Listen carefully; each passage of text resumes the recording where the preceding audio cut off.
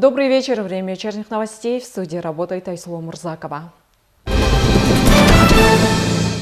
Сегодня президент Садыр Джапаров принял участие в открытии нового села Жаңы-Барак в Волжской области, которое стало результатом переселения жителей села Барак из узбекского эксклава. Садыр Джапаров отметил, что строительство села символизирует единство страны и будущее развитие. Он подчеркнул, что соглашение о переселении было достигнуто в рамках делимитации кыргызско-узбекской границы и отметил важность сотрудничества с Узбекистаном. В селе построены 101 дом. Инфраструктура, включая школу, детский сад, мечеть, дороги и водоснабжение, а также выделены земли для сельского хозяйства. Президент также заявил, что в селе будет построен многоэтажный дом, который будет передан жителям через ипотечную программу. Мы, все кыргызстанцы, гордимся вами, стойкими и терпеливыми людьми, которые, несмотря на многочисленные трудности, остались на своей родной земле. Как гласит пословица, терпение вознаграждается золотом. Благодаря вам и вашему стойкому духу Кыргызстан всегда оставался целостным. Сегодня наша общая мечта сбылась. У вас появился новый дом, новое село.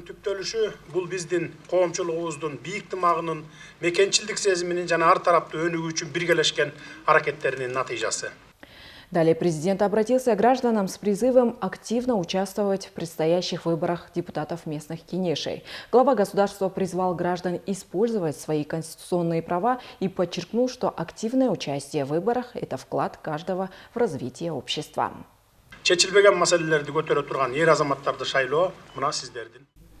Необходима поддержка кандидатов, готовых решать актуальные местные проблемы и работать на благо народа. Я призвал граждан использовать свои конституционные права. Активное участие в выборах – это вклад каждого в развитие общества. Благодаря автоматизации избирательной системы процесс голосования стал более прозрачным и надежным. Нововведения позволили устранить прежние процедуры, создававшие риски для манипуляций.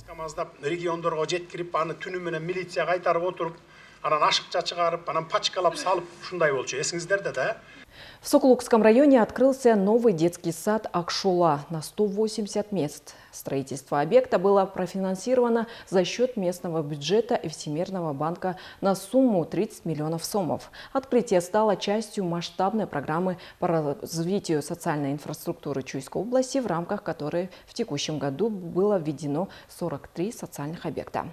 В Сокулукском районе в селе Сокулук открылся детский сад «Акшола», рассчитанный на 180 детей. Церемония открытия прошла с участием президента страны Садыра Джапарова в онлайн-формате.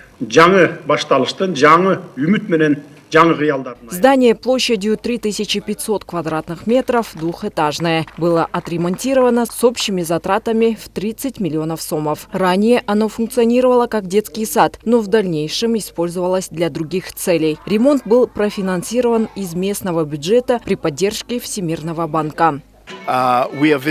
Этот проект имеет огромное значение, так как благодаря ему удовлетворяются нужды жителей села. Часть средств была выделена из местного бюджета, остальное профинансировали мы. Здесь дети смогут получать образование и воспитание, а их родители спокойно работать, улучшая свое социальное положение. Мы всегда готовы поддерживать подобные проекты по всей стране. В детском саду созданы все необходимые условия для всестороннего развития и воспитания детей. Открытие учреждения также решило одну из важных проблем Сарыөзөнского айыльного аймака. Садики начали принимать детей, долго ожидавших своей очереди, и он полностью начал свою работу. Создано 30 новых рабочих мест. Сейчас здание снова используется как детский сад. Оно полностью отремонтировано, созданы все необходимые условия для комфортного пребывания детей. Уже приняты дети, которые ожидали своей очереди 3 года, а оставшиеся места будут распределены через электронную очередь. Детский сад стал важным объектом для местного сообщества, обеспечивая качественное дошкольное образование и поддержку для родителей. В Сокулукском районе возвращены в государственную собственность здания 3 детских садов, которые ранее незаконно передавались частным лицам. Сейчас ведутся работы по их ремонту и планируется, что они будут открыты в следующем году. Это показывает, что потребность в детских садах остается очень высокой. Например, в Айылнамаймаке Сарыөзен стояли в очереди 3600 детей. С прошлого года наблюдается определенный прогресс. Открыли 3 новых детских сада и модернизировали уже существующие. На сегодняшний день в очереди числится 1400 детей, но мы уже активно работаем над решением этой проблемы. И еще есть детские сады, которые были возвращены в государственный баланс. Сейчас активно занимаемся над запуском этих садов. В Чуйской области в текущем году введено в эксплуатацию 43 социальных объекта. В настоящее время продолжается строительство еще 83 объектов, которые будут сданы в эксплуатацию в 2024 и 2025 годах. Айслу Мурзакова, Назира Бегалиева, Джумабай Исманалиев, УТРК Чуй, Сокулукский район. Сегодня в Карабалте открылся новый центр обслуживания населения. Он объединяет все основные городские службы, обеспечивая гражданам удобный доступ к государственным услугам в одном месте. В мероприятии приняли участие заместитель полномочного представителя президента в Чуйской области Гульмира Каштобаева, заместитель министра цифрового развития Замирбек Ходжумуратов и вице-мэр Карабалты Нурмат Рыскулбекулу. Онлайн-участие в церемонии принял президент Садыр Джапаров.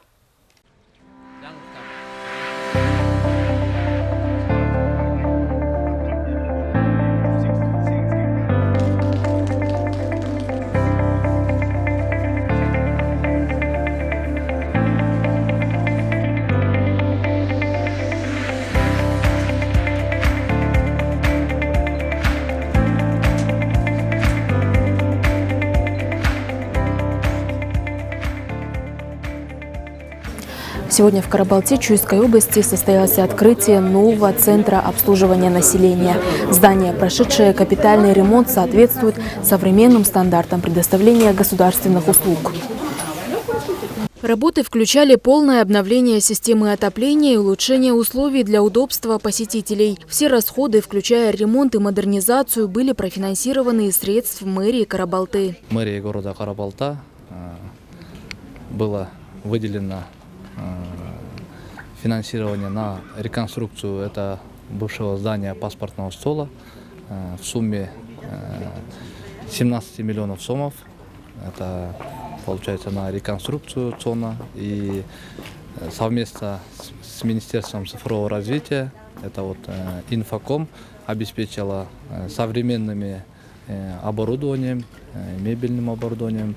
И на сегодняшний день наши жители получают такое более доступное обслуживание. Центр, занимающий 654 квадратных метра, предлагает горожанам полный комплекс услуг в одном месте. Здесь работают основные городские отделы – паспортной регистрации населения и актов гражданского состояния. Также доступны кассовые аппараты, нотариус, адресно-справочный пункт, услуги фотосъемки, просторный зал ожидания и отдел для матерей с детьми. Внедренная электронная очередь и система видеонаблюдения повысят безопасность и комфорт граждан при обращении за услугами.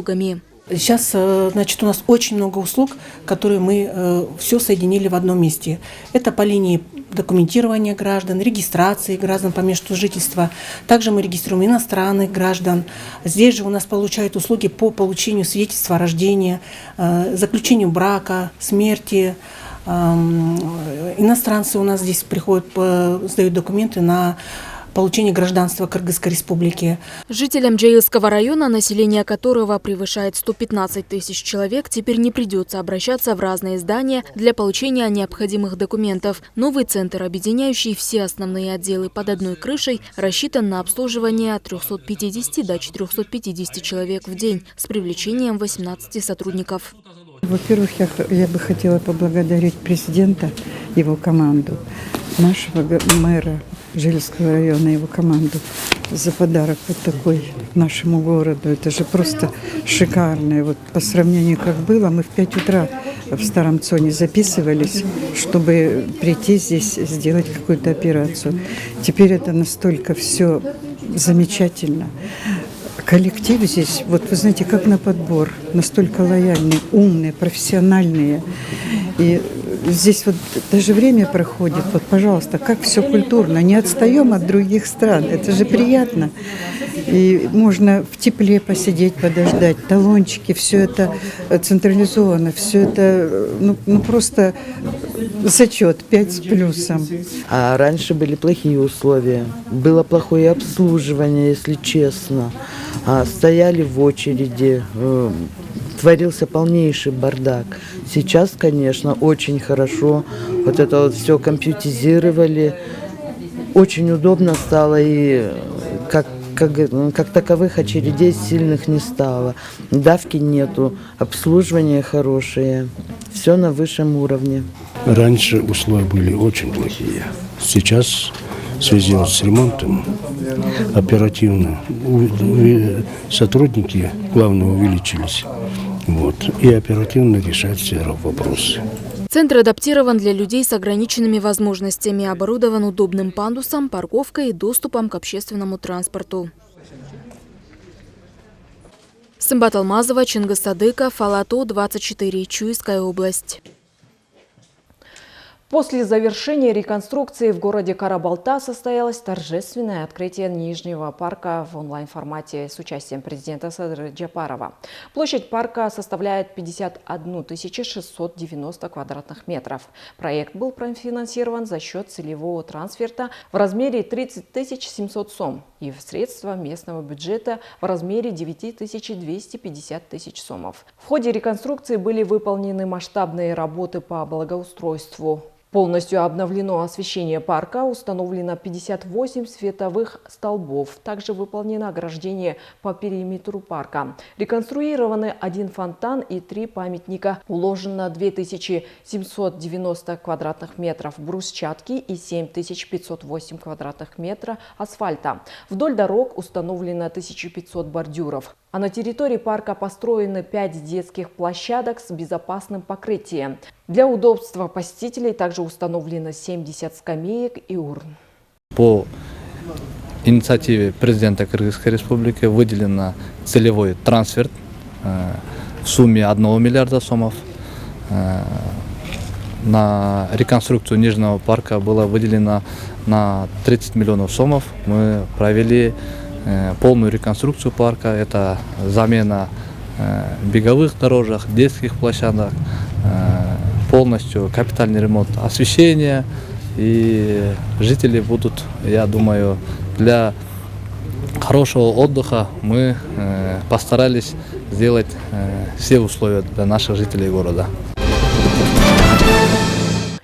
Председатель Кабинета министров Акылбек Джапаров провел видеоконференцию Республиканского штаба по содействию избирательным комиссиям по подготовке к проведению выборов депутатов местных кенешей. В заседании участвовали представители правительства, Центральной избирательной комиссии, министерств и ведомств, а также мэры Бишкека и Аша. Нурурджан Шайлдабекова представила информацию о ходе подготовки. Министр внутренних дел Улан Ниязбеков сообщил, что безопасность на выборах обеспечат более 15 тысяч милиционеров на 2443 избирательных участках. Акылбек Джапаров дал поручение государственным органам по обеспечению прав граждан, поддержанию порядка и мониторингу явки избирателей.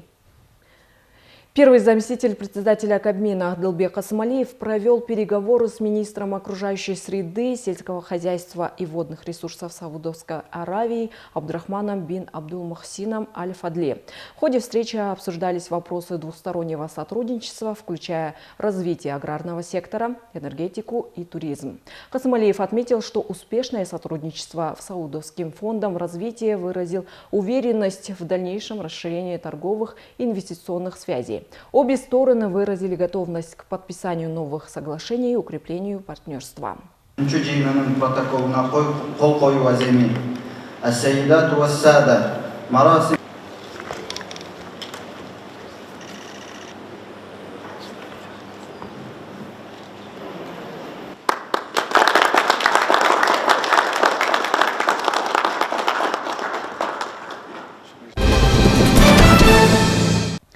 В Возвращен в государственную собственность Дом культуры в селе Арашан Алабудинского района площадью 0,62 гектара и оценочной стоимостью 126 миллионов сомов. По данным Госкомитета национальной безопасности, проведенными оперативными мероприятиями установлено, что в 2004 году, несмотря на существующие нормативно-правовые акты, запрещающие предоставлять бессрочное пользование социальные и муниципальные объекты на основании незаконно вынесенного постановления депутатов местного Кенеша. В частности, пользование был передан функционирующий Дом культуры, который впоследствии был незаконно приобретен частным лицом. В результате проведенных работ владелец здания добровольно передал объект на баланс государства. Сотрудники службы по противодействию экстремизму и незаконной миграции ГУВД Чуйской области пресекли деятельность экстремистской организации Екын Инкар. 13 ноября было обнаружено видеообращение с экстремистской идеологией, распространенное через YouTube.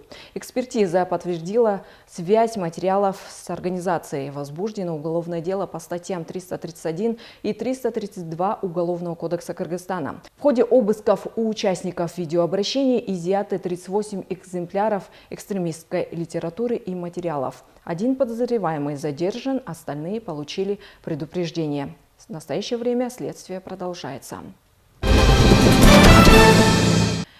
Министерство цифрового развития с 15 ноября текущего года запускает онлайн-услугу по замене ID-паспортов через мобильное приложение «Түндүк». Теперь граждане, имеющие биометрический паспорт нового образца, смогут подать заявление на обмен паспорта, не посещая СОН. Для подачи заявки нужно открыть приложение «Түндүк» и выбрать раздел заявлений на обмен ID-карты. Пройти фотоидентификацию, выбрать СОН для получения паспорта.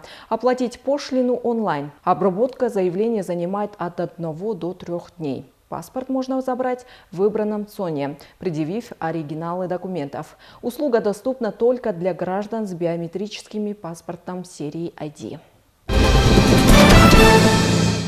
В Бишкеке начали функционировать временные приюты для бездомных в осенне-зимний период. В Октябрьском районе по улице Аллы Тукумбаева 1А приют рассчитан на 80 мест.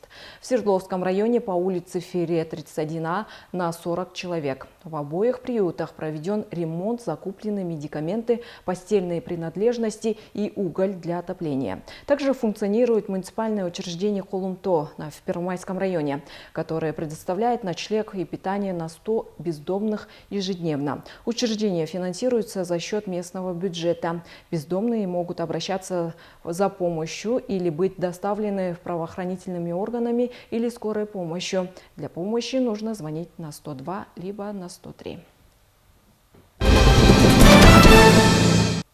В Национальной библиотеке имени Алкулы Усмонова поэт и композитор Толкын Акан Улу, который также являясь членом Союза писателей Казахстана, представил свою новую книгу стихов под названием «Алтайские песни». Книга основана на казахско-кыргызской этнокультуре и посвящена укреплению братских связей. Тему продолжит Айкен Муратбекова. На основе казахско-кыргызской этнокультуры, братских связей и стремления к укреплению культурной дружбы и творческого сотрудничества член Союза писателей Казахстана, поэт и композитор Толкын Акан Улу презентовал свою книгу стихов «Алтайские песни». Сегодня для меня особенный день. Я рад представить вам новую книгу «Алтайские песни». Это не просто сборник стихов, это результат долгих размышлений, вдохновения и любви к нашей общей истории, культуре и традициям. Каждое стихотворение в этой книге – это отражение казахско-кыргызской этнокультуры, наших братских связей. Следует отметить, он был удостоен международной премии имени Чингиза Айтматова, что подчеркивает его вклад в развитие литературы и укрепление межкультурных связей.